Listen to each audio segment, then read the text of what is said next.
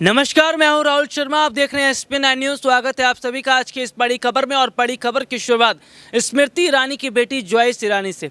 स्मृति ईरानी की बेटी ज्वाइस ईरानी, जिसका काला चिट्ठा आए दिन सामने आता ही रहता है, एक और काला चिट्ठा सामने आया है। खबर ये सामने आई है कि ज्वाइस ईरानी, जिसका रेस्टोरेंट गोवा में है, जी हाँ, चिली सॉस, उस रेस्टोरेंट में बाहर से बार को छुपाने की कोशिश की गई काली टेप से। और बाकायदा ये सामने आ रहा है कि ज्वाइस ईरानी का काला चिट्ठा सामने आने के बाद जिस तरह स्मृति ईरानी बिलबिला उठी हैं, उसे देखकर विपक्ष कह रहा है कि जब बात अपनी बेटी पर आई है, जब बात अपनी बेटी पर है, तब उन्हें बहुत ज़्यादा तकलीफ़ें हो रही हैं। लेकिन 2014 से पहले वो जिस बेटियों के लिए बात किया करती थी, जिस युवा के लिए बात करती थी, जिस जनता के लिए बात करती थी, वो स्मृति ईरानी मोदी सरकार के आने के बाद क्यों चुप हो गई? क्यों उन्हें युवाओं का दर्द नहीं दिखाई दे रहा? क्यों उन्हें समाज का दर्द दिखाई नहीं दे रहा? जब बात अपनी बेटी पर आई है तो प्रेस कॉन्फ्रेंस करती हैं, लेकिन क्या एक भी बार प्रेस कॉन्फ्रेंस उन्होंने की है? सरकार महंगाई क्यों बढ़ा रही है? सरकार लगातार रुपयों को क्यों नीचे गिराती चली जा रही है? बेरोजगारी क्यों बढ़ रही है?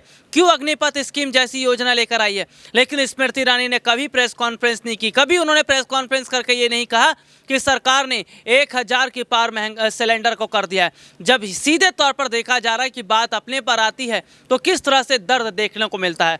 हालांकि इन सब के बीच स्मृति ईरानी की बेटी का जो काला चिट्ठा सामने आया है, उसके बाद लगातार स्मृति ईरानी की मुश्किलें भी बढ़ रही हैं। भले ही स्मृति ईरानी ने बहुत जोश के साथ कहा था कि कांग्रेस को कोर्ट में देखेंगे, लेकिन वो ये बात जानती हैं, उसे छुपाया नहीं जा सकता कि स्मृति ईरानी की बेटी ज्वाइस ईरानी जिस रेस्टोरेंट को, जो बार चला रही थी, वहाँ एक से एक महंगी दारू बिकती है। जी हाँ, एक से एक महंगी दारू को वहाँ लोग पीने आते हैं।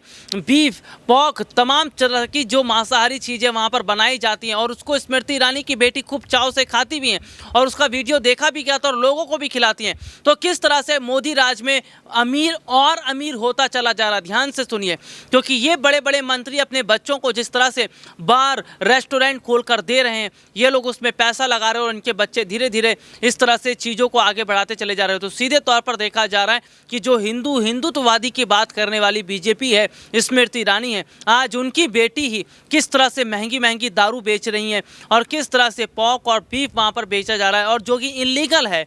जिसके नाम पर लाइसेंस बनाया गया है, वो व्यक्ति 1 साल पहले मर चुका है। सीधे तौर पर देखा जा रहा है कि कहीं ना कहीं स्मृति ईरानी जो है, उन्होंने मोदी सरकार में रहकर घपला किया है, और शायद सरकार से अब उन्हें इस्तीफा दे सकता है, क्योंकि देना पड़ सकता है, क्योंकि सरकार जो है पूरी तरह उनके खिलाफ दिखती नजर आ रही है।